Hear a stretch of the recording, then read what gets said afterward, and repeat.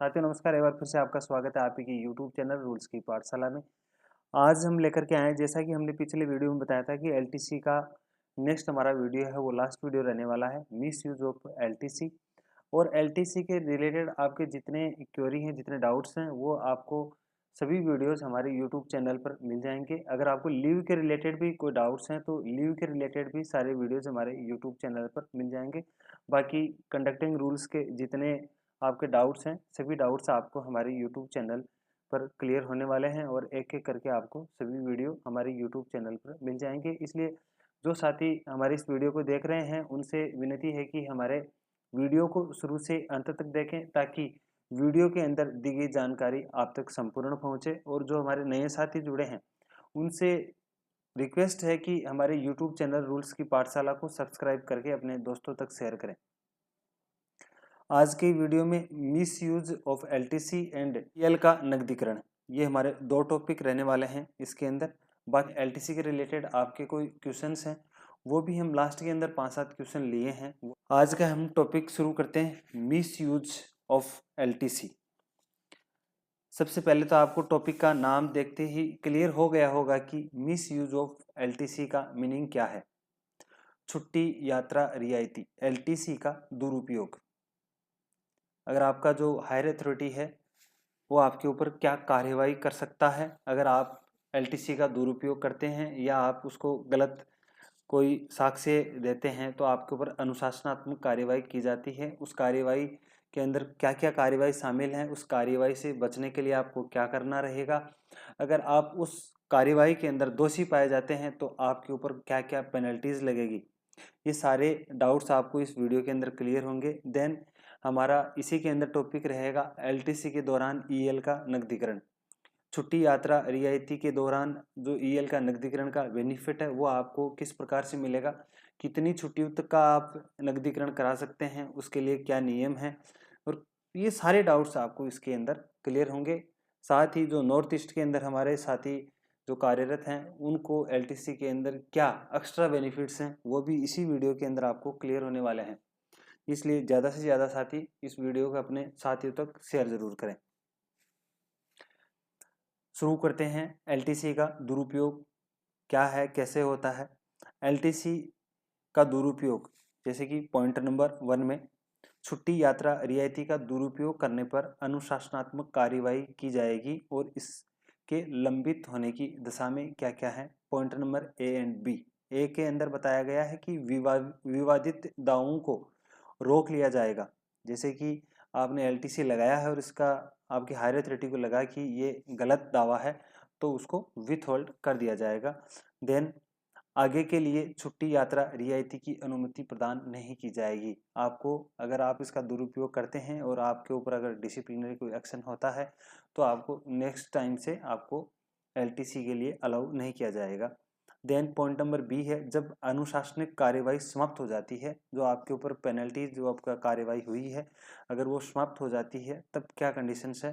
Point number A है, यदि दोषी नहीं पाया जाता है, अगर किसी ने दुरुपयोग के शंका के अंदर आ गया है कोई कर्मचारी और उसके ऊपर उसको नोटिस जारी कर दिया है और उसकी जांच पड़ताल के बाद में ये लगता है कि ये कर्मचारी इसका दोषी नहीं है, तब आपको जो रोका गया जो दावा है, जो रोका गया आपका क्लेम है, उसको स्वीकार कर दिया जाएगा और एलटीसी की सुविधा जो दे थी किंतु उसे अनुमति नहीं किया जा सकता था, उसका उपभोग न की गई छुट्टी, यात्रा, रियायती के होने के प्रावधानों पर विचार किए बिना भविष्य के ब्लॉकर्सों को अतिरिक्त ग्रुप्स के रूप में अनुमति प्रदान की जाएगी और ऐसी जो अतिरिक्त समूह है उसका उपभोग आप उस वर्ष के अंदर कर सकते हैं।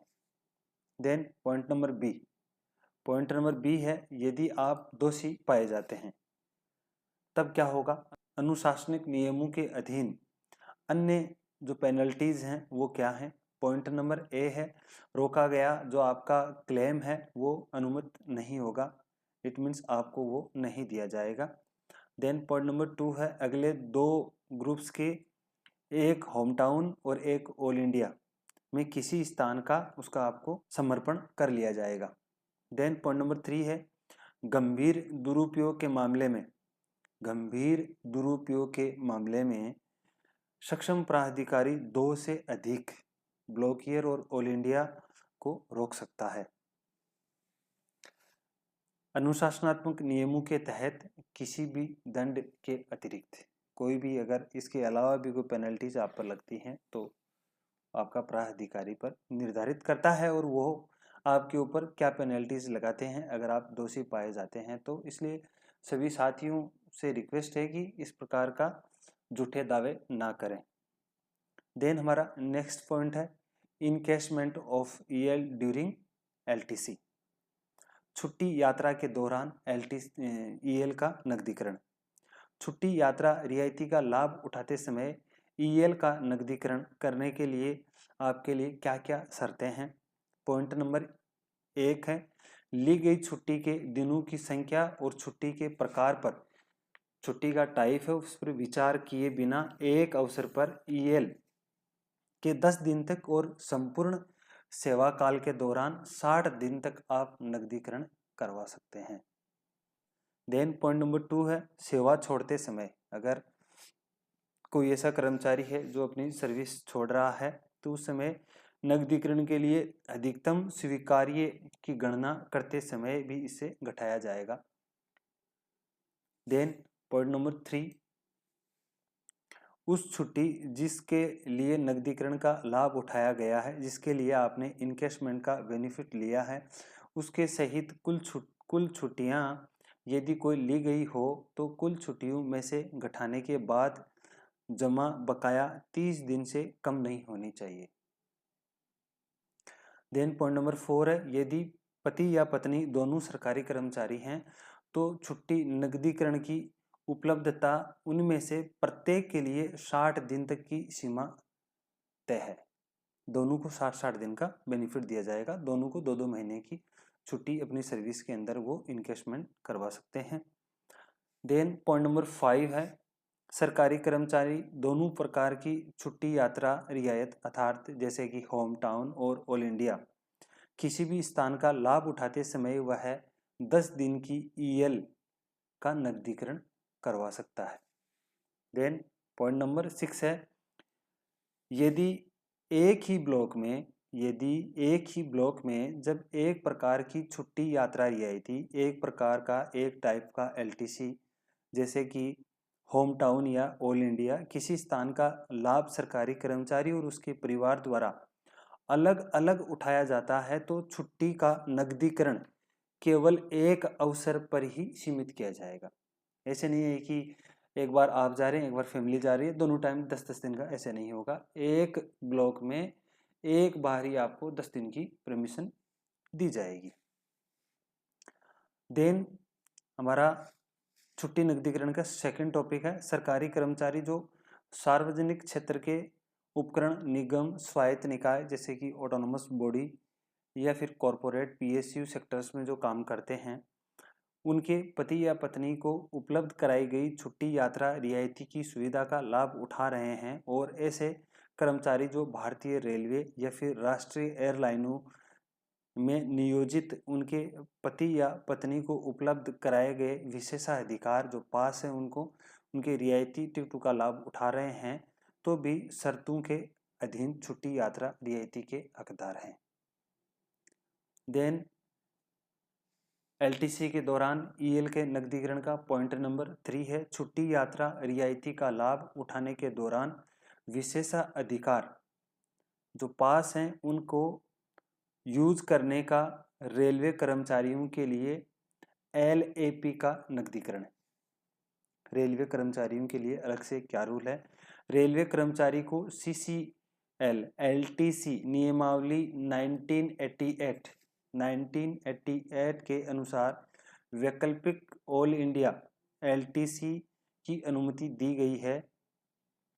एआई ऑल इंडिया एलटीसी की सुविधा का लाभ उठाने वाले रेलवे कर्मचारी को 10 दिन तक की LAP up to 10 days railway में काम कर रहे सरकारी कर्मचारी की पत्नी अथवा पति जो सरकारी कर्मचारी द्वारा ऑल इंडिया एलटीसी का उपयोग करने पर 10 दिन की छुट्टी के नकदीकरण का लाभ उठाने की अनुमति मिलती है, अनुमति उसको दी जा सकती है। पॉइंट नंबर 4 है पेंशन भोगी कर्मचारियों के लिए भी इसके लिए अलग से नियम दिया गया है। एलटीसी का रूल नंबर 15, अगर किसी पेंशन भोगी को इसका जानकारी चाहिए तो वह है रूल नंबर 15 एलटीसी का अच्छे से उसका अध्ययन करें। देन पॉइंट नंबर 5 है यदि सरकारी कर्मचारी निर्धारित समय के भीतर एलटीसी का लाभ नहीं उठा पाया हो तो छुट्टी नकदीकरण की समस्त राशि भविष्य निधि पर अनुमत ब्याज की दर से 2% अधिक ब्याज दर सहित वापस करेगा और उसे इस तरह नकदीकरण हेतु घटाई गई छुट्टी को पुनः जमा कराने का हकदार होगा। ये इसके लिए पिछले वीडियो में पूरा डिटेल में बताया गया है। जो हमारा पिछला वीडियो है एलटीसी एडवांस, उसके अंदर पूरा एडवांस के बारे में पूरा एक पर्टिकुलर उसी के लिए एक वीडियो है। फिर है पूर्वोत्तर क्षेत्र में जो अपने साथी कर्मचारी हैं उनको एक विशेष रियायत दी गई है। पूर्वोत्तर क्षेत्रों में अंडमान निकोबार द्वीप समूह और लक्षद्वीप के समूह में जो कर्मचारी तैनात हैं उन कर्मचारियों के लिए छुट्टी यात्रा रियायती और विमान की यात्रा करने के लिए रियायती प्रदान की गई है। फिर हम आते हैं हमारे क्वेश्चंस पे, जो कि मैंने पहले बताया था कि हम वीडियो के लास्ट के अंदर कुछ क्वेश्चंस उस पर डिस्कस करेंगे। जो लिस्ट में बता रहा था पे मैट्रिक्स के लिए जो एयर ट्रेवल के लिए एलटीसी के दौरान एलिजिबल हैं, लेवल 9 से लेकर के लेवल 13 तक जो एम्प्लॉय हैं वो इकोनॉमी क्लास के लिए एलिजिबल हैं और 13A से लेकर के लेवल 18 तक के कर्मचारी हैं वो बिजनेस क्लास के लिए एलिजिबल हैं। फिर हमारा नेक्स्ट क्वेश्चन था कि एलटीसी के दौरान क्या पर्सनल या प्राइवेट ट्रांसपोर्ट का वो उपयोग कर सकता है, तो इसके लिए भी हमने एक डेडिकेटेड वीडियो किया है।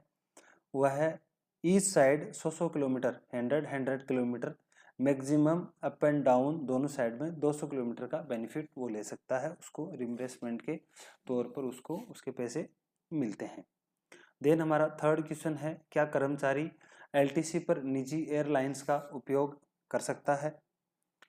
इसका आंसर है एयर इंडिया के अलावा भी कर्मचारी एलटीसी पर निजी एयरलाइन से यात्रा कर सकता है, लेकिन जो उसके नियम है उसको नियमों को फॉलो करना रहेगा। इसके लिए भी हमने पर्टिकुलर डेडिकेटेड वीडियो इसी पे बना रखा है, आप पूरा वीडियो जा करके हमारे यूट्यूब चैनल पर देखें। देन हमारा क्वेश्चन नंबर 4 है एलटीसी अग्रिम के आहरण की समय सीमा क्या है। इसके लिए भी हमने एक पर्टिकुलर डेडिकेटेड वीडियो बना रखा है। अगर देन लास्ट क्वेश्चन है क्या अग्रिम राशि की वसूली किस्तों में की जा सकती है। इसका आंसर है नो। इसी के साथ में आज का हमारा टॉपिक यहीं द एंड करते हैं और सभी साथियों से आशा और उम्मीद है कि हमारे द्वारा दी गई जानकारी आपको अच्छी लगी होगी। इसी के साथ में अलविदा। जय हिंद, जय भारत, जय जवान, जय किसान।